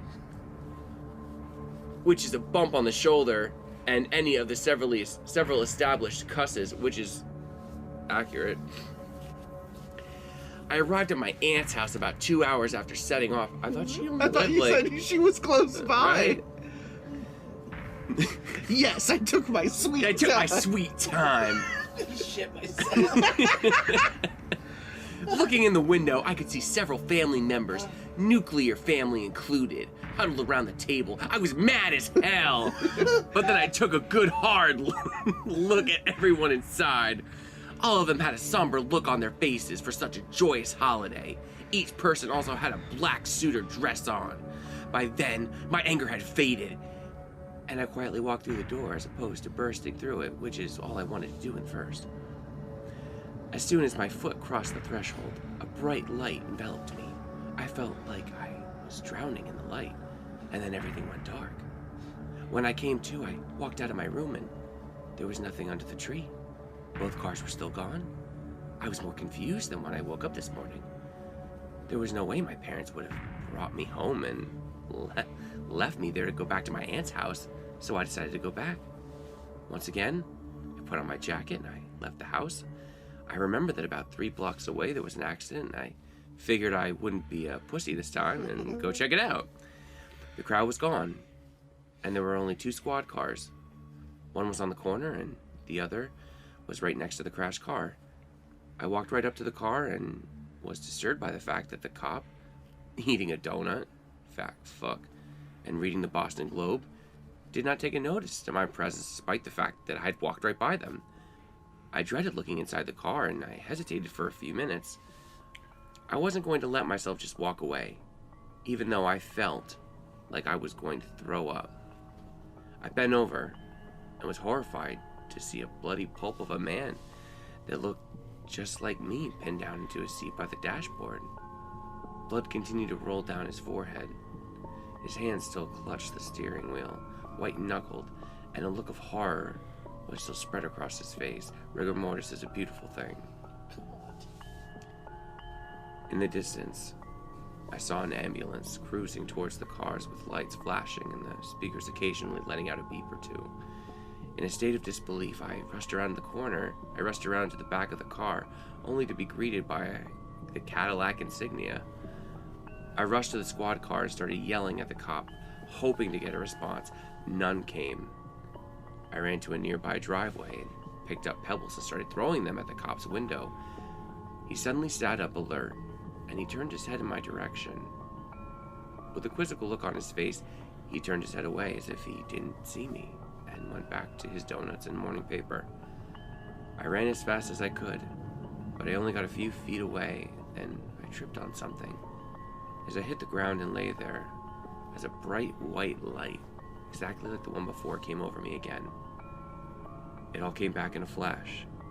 Pulling out of the driveway, running to the red light, worried that I'd be late, getting T-boned by that damn Kia, shielding my face with my hands and from the shattered glass, trying desperately to gain control of the car again. Going through the wall of the two family, being pinned to my seat by the dashboard, and finally choking on my own blood as it welled up in my lungs. Shit! Piss stain! What the fuck's going on? When I woke up this afternoon, I found the house to be empty. It was strange. I seriously doubted my family would leave me asleep while they went to my aunt's house on Christmas Day. Something wasn't right. All the miscellaneously placed pictures of me were off the walls and the hearth were gone. All the other photos were still in place. Another thing that struck me as odd was the fact that there were no gifts that, just last night, were meticulously put there under the tree this morning. But my goddamn dog's damn fucking piss stain! She was fucking there! I fucking shit under that tree and it was gone. It was... No gifts this year. I actually liked that story. Yeah, that one wasn't bad. Groundhog Day from hell. Oh my god. I couldn't breathe. You know, it explains it, though, because he's a masshole, so he would be just pissed. Whoa. That story made me fucking hard as a rock, bro. I was about to say... Something definitely isn't right! And it's in my pants. That story Piss and was... shit in my pants! Where's that fucking dog? That story was actually good because it actually was written competently. Yeah. Yeah, we love that. And it had shit and piss. And it had shit and piss and a piss bag. And death. And death. And a pair of dead daddy milkers. And a tiny little jacket. It did say that. It was a good one. It was good. So we're going to read one more story together. I'm going to give them the voice duty, and I will be doing the narrator. And we're gonna tell our own little heartwarming Christmas tale. You just said duty. Frowns, would you care to be the mother? Well, what I think the way the story goes is I need someone to be the little boy, which I would prefer to be Tenron. Okay. That's fine. Which means Frowns is going to play the mom, the little toy soldier, and whatever else shows up. This is gonna be Uppy's cousin. Or would you rather Downsy? actually make him the little boy so that you could be more experimental with the voices? I'm afraid of how he's going to take experimental voices. You're going to read the little boy. All right. I can do an impression of his experimental voices. But I don't want to! See, I was thinking more, hey, I'm Jack Nicholson. I'll just pull out my Jack Nicholson. Yeah, that's right. All right, so this one starts with the mother. And to this day Marie should still be the queen of a country in which shimmering Christmas forests and glazed marzipan castles, in short, the most marvelous thing you can imagine, can be seen if you only look. The end. With a sigh, little Timmy slowly closes the book, gets up, and places it on his corner of books, as his mother calls the pile at the corner of the room where Timmy puts his books. Did you finish that already, honey? Yeah, Ma. Oh, okay, so I guess we read that wrong. I guess Timmy, you're supposed to read that. Timmy's supposed to read? Oh. Yeah. And to this day, Marie should still be the queen of the country, and with shimmering Christmas forests and glazed marzipan castles. In short, the most marvelous things you can imagine can be seen if you only look. The end. With a sigh, little Timmy slowly closes the book, gets up and places it on his... corner of books. as his mother calls the pile at the corner of the room, where Timmy puts his books. Did you finish that already, honey? Yeah, Ma. Timmy responds, his soft voice trembling from the cold. Yeah, Ma. Did you like it? I will take you to the bookshop. Did you like it? I will take you to the bookshop to get another one for the holidays when the weather becomes better. Timmy's mother says, before she is struck by a coughing fit. It has been snowing heavily for days now, and the two of them have been trapped. And the two of them have been trapped in their home, while the old stove in the basement has broken down and there is no heating in the house. It's okay, Ma. I don't need one right now. Timmy, despite his young age, knows his mother doesn't have much money and doesn't want to put pressure on her. She spends it all on hooch and black cigarettes. He jumps on the couch next to his mother and strokes his hair, and she strokes his hair affectionately. Get over here. As the two of them huddle together to fight off the growing cold. Yes, Ma. During the night, it is just past midnight, and little Timmy is laying on his bed, tightly clutching his raggedy blanket close to his chest. He is having trouble going to sleep. His mother's muffled crying and raspy coughing can be heard through the wall. He pulls the blanket over his head to fend off both the lingering cold and his mother's suffering. Having trouble sleeping, little one? A voice speaks up from the foot of the bed. With a swift move, a wooden nutcracker toy soldier climbs onto the bed and sits on little Timmy's leg. Little Timmy peeks out from under the blanket. Hi, Alexander. The boy says with a frail voice. Worried about your mother, huh? The toy soldier says, readjusting the wooden hat on his head. Little Timmy nods in agreement. Oh, she is having a rough night, isn't she? Alexander pauses for a second. But I heard you just finished your book. How was it?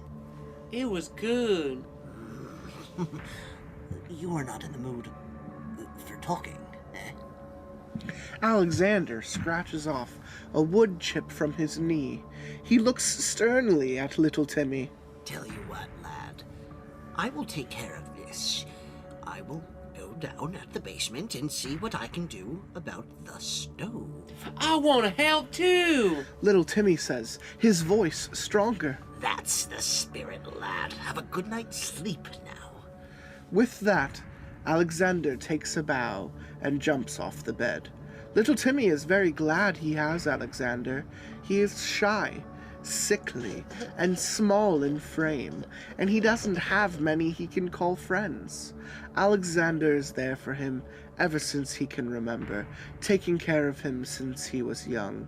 These thoughts float in Timmy's mind as he falls into the warm embrace of a deep sleep. We all float down here. Morning comes. On my tits. Little Timmy spends the day taking care of his mother. He cleans around the house, cooks and caters to her needs. Her condition has worsened during the night. She is feverish and cannot stop coughing. She is stuck to her bed Fuck, Timmy. for the whole day. To keep her warm, Timmy gave her his blanket, no matter how she refused. Still, the house is terribly cold, and the stove remains broken. Fucking stove. Night falls again. Oh. Timmy bids his mother good night and goes for his bed. He has no blanket. Instead, he uses the heaviest clothes he can find in his wardrobe. Still, the cold is stinging and harsh. With a trembling breath, he lays down and closes his eyes. Psst. Lad, are you asleep? Alexander opens the toy's chest and walks slowly toward the bed. Little Timmy groggily opens his eyes. The mustachioed face of the soldier greets him. It's funny because I have a mustache. Sorry to wake you up, but I think I found what the problem with the stove is. The basement is covered in snow. In snow? How? Timmy's timid voice speaks out. There is snow everywhere. On the floor, the shelves, everywhere, I say. How is this possible? Timmy's sentence is interrupted by heavy coughing from his mother's room. Alexander looks at little Timmy stoically. Tomorrow, I will go down there and take care of it. Do not worry, lad. The toy soldier tries to soothe Timmy. Suddenly, the sound of a door slamming shut echoes across the house. Bang! Little Timmy gasps. Must have been the wind. Alexander says. Then, just outside the room, footsteps. Slow, unsteady footsteps, like someone is dragging his feet. Little Timmy hides under the covers while Alexander stands up. The footsteps abruptly stop. The door to the mother's room creaks open. The footsteps resume. Someone has entered the room. Stay here, lad. Alexander whispers to little Timmy before he jumps down the bed and goes for the door. He jumps to the handle and pulls it down, but the door does not open. Locked? The door to the mother's room closes shut. Timmy starts sobbing lightly. Alexander frantically jumps around the room trying to find the key. Then, from the mother's room, a loud moan. Mommy! Timmy cries. Alexander is livid, eyes darting around and mind racing for a way out. The moans get louder and louder until they suddenly stop, replaced by rhythmic wheezing. I'm gonna shoot. I'm gonna shoot. Fucking gum, slut. Alexander moves a stool under the handle, climbs on, I feel like I'm 20 again. and jams his metal sword in the lock, and frantically moves it around. The door clicks open and the toy soldier jumps out, his wooden boots clacking across the cold floor. He runs to the mother's room, but as he reaches the door, it swings open and a wild gust of wind blows into the hallway, This Woody is hot. lifting Alexander and slamming him against the wall. Then, an eerie silence falls upon the house. Only the muffled crying of little Timmy and the heavy breathing of the mother disturb the stillness of the cold night. The weak morning sun rays break through the dark clouds. Mom, please wake up. Little Timmy begs for his mother. Wake up, She has Mama. grown deathly pale, and she is very cold. She is breathing with difficulty, and she is shaking. I'll warm some milk for you, Mama. Please drink it. It'll do you good. But she does not respond, lost deep into feverish dreams. Little Timmy places the glass of milk on the nightstand and turns to leave. He has a lot of housework to do. During the day, though, he takes great care to stay away from the basement door. The moon shines brightly in the sky. Lad, is everything all right?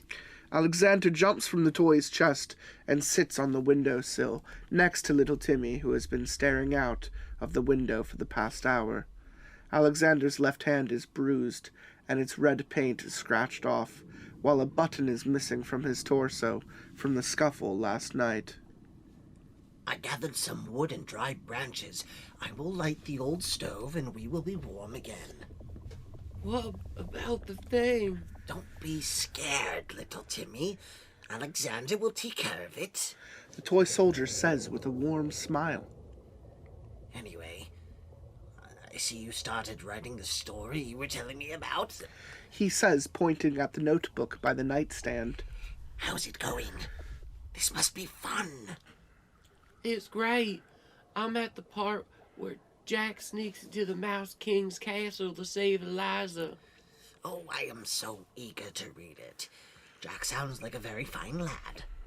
He's very brave, but he's not as brave as his guardian. Little Timmy says, his gaze wandering off into the distance. Alexander sighs. Okay, well, I'll go fire the stove up for a moment, and then I'll return to talk about your story more, all right, lad? Little Timmy gives Alexander a fleeting, nervous glance, and Alexander bows his head and backs away. An hour has passed, and Alexander still hasn't returned, nor is the stove lit. Little Timmy is growing more anxious by the minute. He fears the worst. Thinking of what Alexander would do for him, he decides to go to the basement, and with trembling hands he opens the door. His mother is fast asleep. Little Timmy covers her exposed to the cold body with her blankets and starts the long walk towards the basement. Time seems to have stopped while Timmy makes his way to the basement door. The incessant wind has ceased blowing, and the wind is plunged into complete silence. He takes a deep breath and with shaking hands reaches for the doorknob.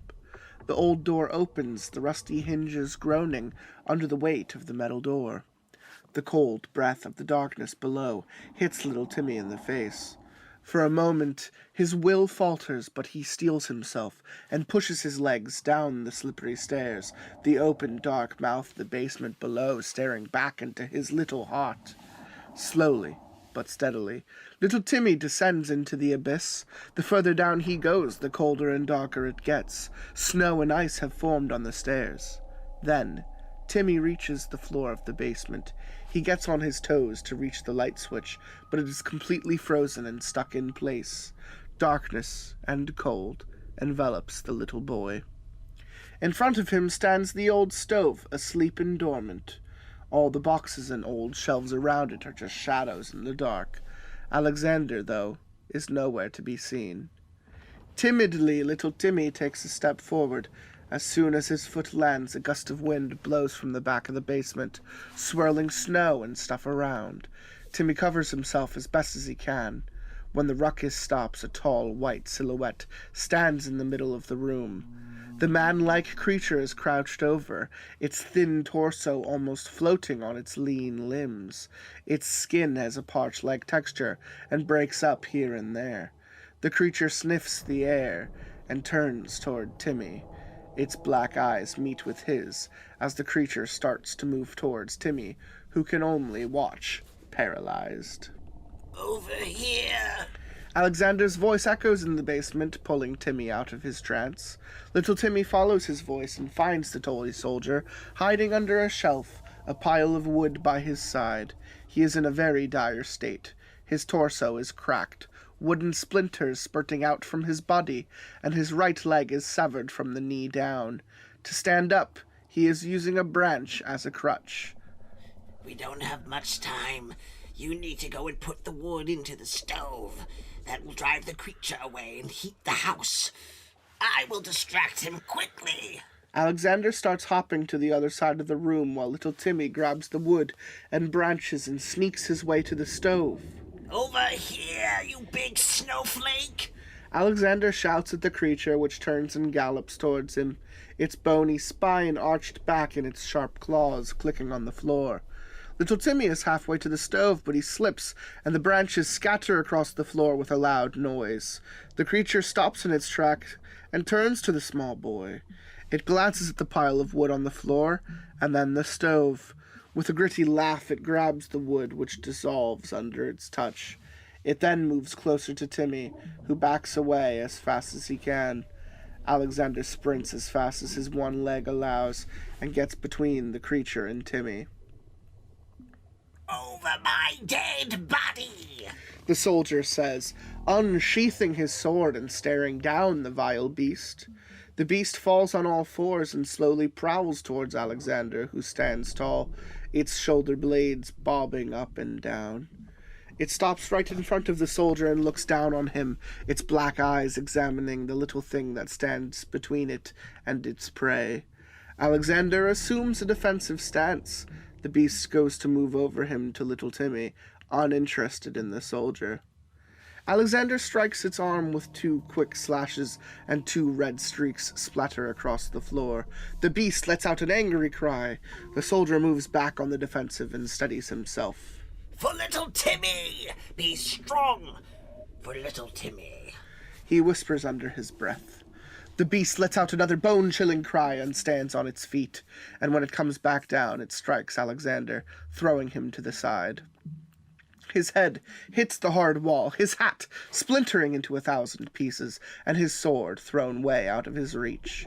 The last thing the soldier sees before his strength leaves him is the creature lunging towards little Timmy, who screams in fear. Alexander's eyes close, and his world fades to black. Little Timmy is now backed against the corner of the basement, clutching a box as a shield in front of him. The creature tears the box apart. Little Timmy starts crying as the creature grabs his leg. The creature smashes Timmy against some cardboard boxes before it can grab him again. Little Timmy opens his tearful eyes, and on the opening of the stove stands Alexander. Both his legs are broken off, half his torso is gone, and his head is cracked. Somehow he managed to climb on the stove. Below him on the floor where he crawled are wood splinters and parts of the toy soldier. You made it! Little Timmy thinks as his heart is filled with new hope. The eyes of Alexander meet with little Timmy's. The wood nutcracker toy soldier smiles warmly. I'm just thinking of the cringe meme. I got lotion on my dick, I'm just stroking my dick out. Is that what Alexander says to Timmy as Timmy's about to get eaten? I got lotion on my dick, I'm stroking my shit over here. Have you not heard that before? No, I haven't. I gotta show you. I have to. Oh my god. I will take care of it, lad. I promised. With that, Alexander pushes himself into the old stove, which flares up in powerful red flames. A blinding white light shoots out, and a wave of heat that follows shakes the foundation of the whole room. First, the stalactites quickly melt off, and the snow evaporates into mist.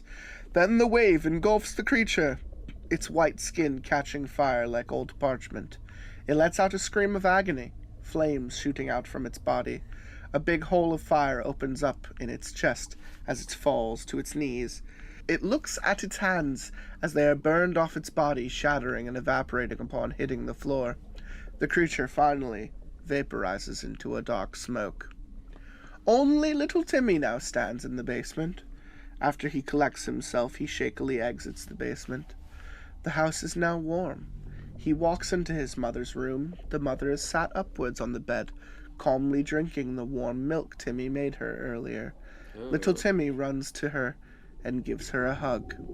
In his warm, starlit room, little Timmy finishes writing his story. He gets up from his desk and walks towards his toy chest. He carefully places the notebook on the wooden box. With the Mouse King defeated, Jack and Eliza lived happily ever after, with Alex always watching them from above, smiling warmly, Jack's ever-loving guardian. The end.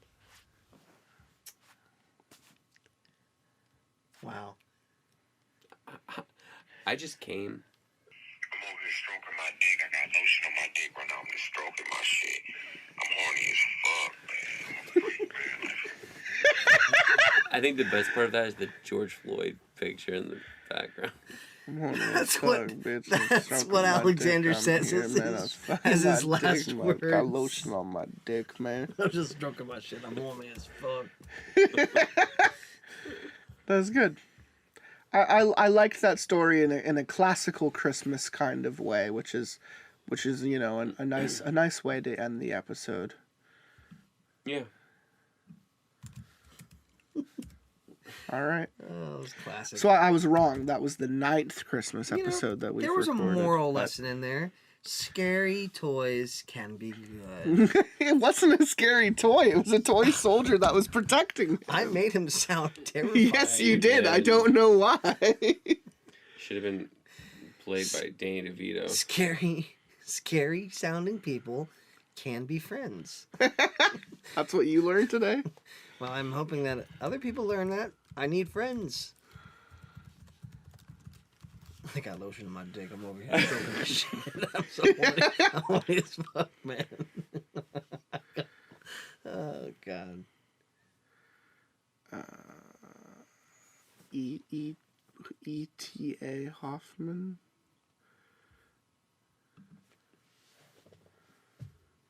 Alexander Dumas.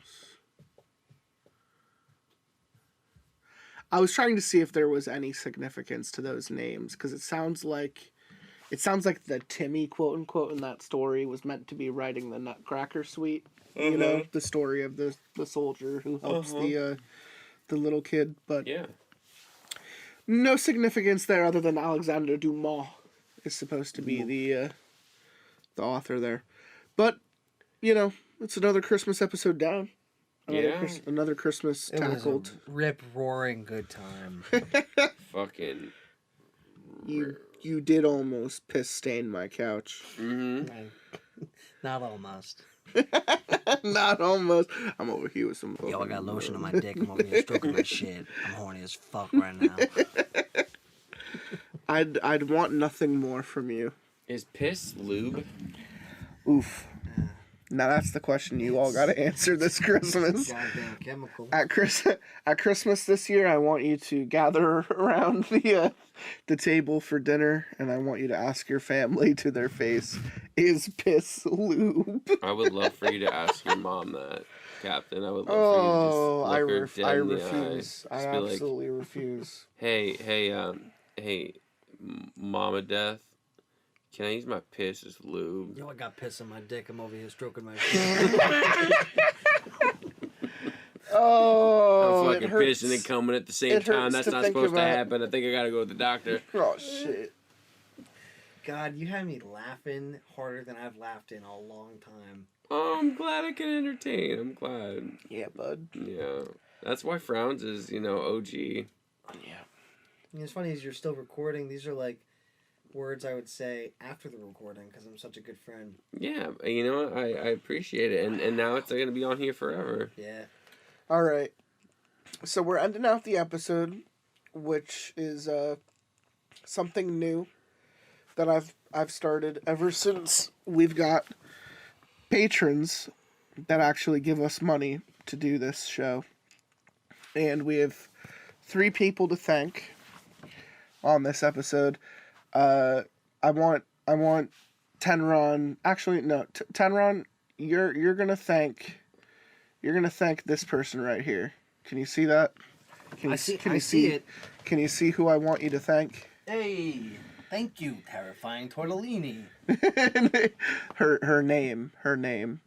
Oh, Kitty, aka Taurus Phil. Yep. You're thanking Kitty. That's our friend, listener, crew member from New Zealand. Kitty, thank you so much for listening. Yeah, and for being a part of the crew. Honestly, I just need to get her back for a second episode. She's only done one. I'm gonna thank Evan Gravino wherever you are out there. I haven't seen you in a while. I hope you are not sober and not also in a ditch somewhere. And so, hopefully you're staying, as the boys here like to say, hard, hot, and heavy. Yeah, wherever you are. I hope you're enjoying your Christmas season with your terrible family. Nice. Anyway, and then I want Frowns to thank this new guy that also is backing us, because he referred to Frowns as chaos incarnate. Oh, fucking sick. I want to thank Trevor or Trevor. What the fuck does that say? This is Trevor the Werefishy. Trevor the Werefishy. You're Trevor. the fucking tits. And going forward, you will now be known to me as Trevor the Werefishy. We're fishies.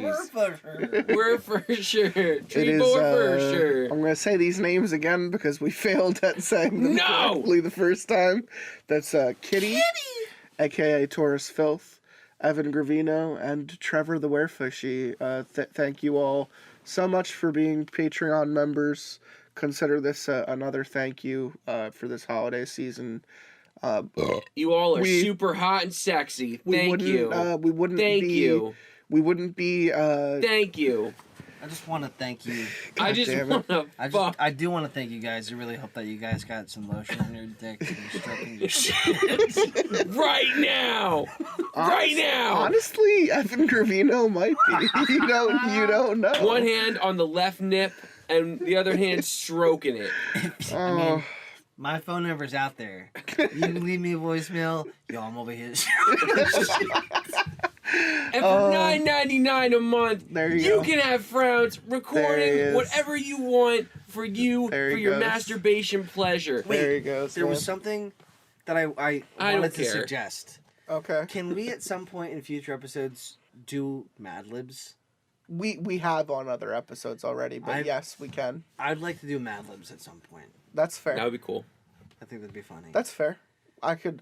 Horrifying. Maybe they're scary Mad Libs. We could come. We could look for scary Mad Libs. Yeah, that could be a thing Yeah. Or that you and I can do. maybe Oh, yeah, that's fine. I'll see myself out. It's something that you and I can do in the state that we reside in together, next to one another. Yeah, it's great. and the both of us will Hey, be saying, fuckface, give me a noun. I'm over here taking the fucking Amtrak to all of our Patreons to offer fellatio No. to get I'm them over to here keep with paying. lotion stroking He my missed dick. it. Exactly. You could have been like, yeah, I'm up in Boston with lotion on my dick. Stroking my dick. Shit. Fucking horny as fuck. Bricked up, man. All right, Frowns. Pissing on the floor. Frowns, anything you want to say to end this episode? I just... No, not that.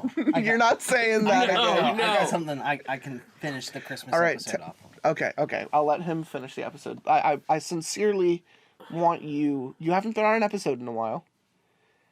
Do you have anything to say before the episode ends? Rub-a-dub-dub. Thanks for the grub. Yay. God. Great. I hope everyone had a nice Christmas, sincerely. The last episode this season is coming out next week. It's the New Year's episode. It's a good one, guys. It's a milestone. It's an interview with someone who writes stories that we've read.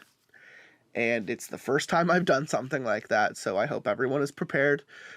He was a hell of a guy. He really had a good time with Cannibal and I, because Cannibal and I read his stories most of the time. He wrote something specifically for the episode that isn't even published yet, just for us. So we read it live, and we give him our live reaction, and he takes it, and we all talk about it together, and it was fucking great. So that's how I'm going to end this season with episode 250. We're going to come back in hard, hot, and heavy like Frowns knows for 251 when the show picks back up in April. In April, we're going to start the season off with another thing that's brand new that we've never done on the show before, so I hope people are excited for the next stuff that's coming in the future. But while the show is, like, on break for this winter, I will be putting out Dead Space 3 on the YouTube, and if I have time. Yes. If I have time, I will also put out my recording of Last of Us that I did with Frowns McBooHoo last year. So I am definitely putting out Dead Space 3 to finish off the Dead Space series with me and Mr. Skellybones, because 2 literally just ended right around Thanksgiving. And 3, I want to be, because it's snow-based, I want it to come out in the winter, so that's going to be perfect. And if I have time, if we have enough weeks going towards April, I will also post The Last of Us that I started with Frowns. And that, guys, listen, that right there, it's some good shit. It's gonna get you laid. You put that on in the background. You put that on in the background. You're not gonna need to stroke your own dick. You're gonna be using someone else's mouth to do that for you. You're gonna be using someone else's tears. That's right. And maybe teeth if you're into it. Oh, nice. And then I'm gonna go ahead and let Tenron Otrin close out the episode. It's just music. You can put music over this. Seriously. Oh, come in my asshole. Come inside my asshole. Oh, come in my asshole. Christ the Lord. That was beautiful. Come in my asshole, $9.99, and I'll wash your car. I'll wait till the day's end when the moon is high and it'll rise at the tide with the lust for life. I'll mass an army, I will run as a horde, and then we'll live across the land until we stand at the shore. I'll wait till day's end when the moon is high and it'll rise at the tide with the lust for life. I'll mass an army, I will run as a horde, and then we'll live across the land until we stand at the shore.